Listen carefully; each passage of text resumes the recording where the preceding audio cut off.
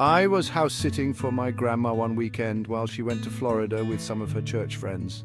I was sleeping in the guest bedroom next to her room. The guest bedroom always had two twin beds inside of it that my brother and I would sleep in when we had sleepovers at her house.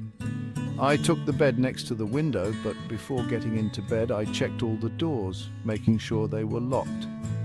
When I did get into bed, it was early, and I didn't actually go to sleep for a while. There wasn't much to do at my grandma's house. I was just on my phone for an hour or two, watching videos, texting people, whatever. That's when I thought I could start hearing someone's voice outside. It sounded like a woman's voice saying hello. I left the bedroom and inched my way closer to the front door, moving slow because I was trying to listen. It was a woman's voice, just going hello like every 10 seconds. As I got closer to the front door, I realized that's where it seemed to be coming from. My grandma's door doesn't have a peephole, but the windows in her dining room gave a clear view of the front porch. So I went over to that window to attempt to get a view of who was out there. I tried peeking my head in between the plastic blinds without making it obvious, but I guess I didn't do a good job of that, because when I looked, I did see a woman on my grandma's stoop, and she was looking right at me as if she knew I was going to be looking through those blinds. Once again she said hello with some freakish smile on her face. This woman was older, but don't picture her as some innocent-looking small old lady. She looked like she was maybe in her late 50s or early 60s, and something about her face just skeeved me out. I moved away from the window and thought maybe it was one of my grandma's friends. It was midnight, though. Why would anyone come to the door at that hour? Why wouldn't she knock or ring the bell? Why was she just standing out there, going hello over and over? I was genuinely unsettled. I just went back to the guest bedroom and shut the door. Now, with the door shut as opposed to before, I couldn't hear that woman anymore. Maybe she'd just decided to leave. I started texting everyone about it, my sisters, my friends, telling them how bizarre it was. A good amount of time passed in silence, and I was starting to calm down. My sisters were telling me to call Grandma, but there was a 0% chance she was awake, and she barely ever even checked her cell phone anyway. Just like that, something broke the silence. Banging at the window, not a knocking or tapping, but banging. I felt that fierce pain in my chest area as my body entered that fight or flight mode. Shortly after the banging stopped, I heard that familiar voice say hello. With that boost of adrenaline, I guess I had the extra confidence to grab the blinds and push it up. There I was, face to face with this horrifying older lady with only a thin layer of glass between us. I screamed at her smiling, gross face. I'm calling the cops. I pulled the blind back down and ran back outside to the living room. I looked around the house, then ran upstairs to box myself into the upstairs guest bedroom. I didn't want to actually call the cops. I don't know why. I wanted to just wait it out. I crawled into the bed in the upstairs guest bedroom and tucked myself under the covers. A couple of hours later I was still awake, and I finally only then went back downstairs to look outside each window. That freaky old lady seemed to be gone. The next morning I called my grandma and told her what happened. She started yelling into the phone, clearly panicking and distressed. She told me how a few days earlier she was being watched in the grocery store by some woman about 10 years younger than her who just kept smiling at her for no reason. I told her to calm down. I didn't entirely know whether to correlate the two or not, but when we eventually got off the phone with each other, I did have to give it a second thought. With my dad, I ignored the text and continued walking. I kept looking back to see if the car would move when he got to an intersection in the road. I turned right and then, full-on booked it in the direction of campus. Surprisingly, I wasn't followed. I made it back to campus, out of breath, and started walking to my dorm building. I felt like I heard footsteps following me, though. I thought maybe I was being paranoid. I got another text from that man, and it was shocking. It said, "You're a little piece of...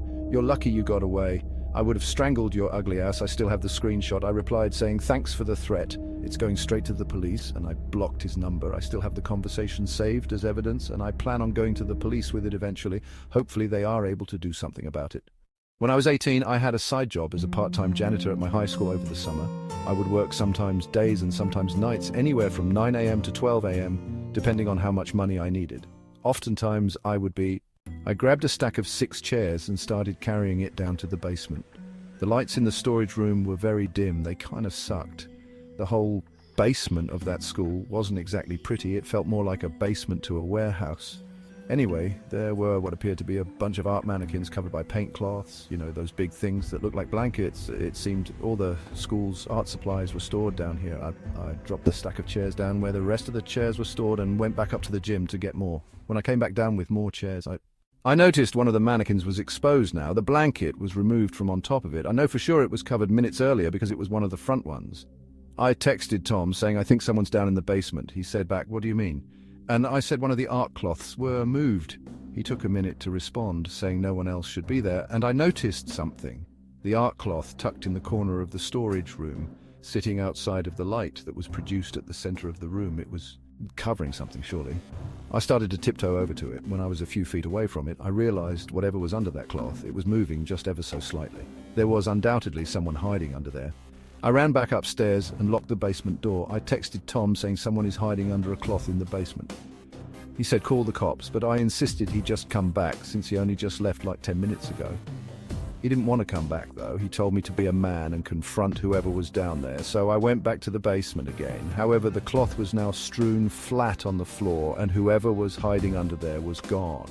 But possibly the scariest thing was yet to happen. As I stood in the storage room, there were loud metallic thumps coming from above my head. I looked up and saw indents slowly forming in the large air vents above me. Someone was crawling through the main duct, then just stopped literally above me. And then bangs, like whoever was in there was trying to break open the floor of the air vents. I didn't know what was happening, but I was officially done with this. I ran up the stairs, locked up the school and went home. I told Tom the partial truth the next day, that I thought I saw someone in the corner and it was gone when I went back. And I claimed there was nothing else I could say. They got it. It was my last week there, so it wasn't my concern anymore.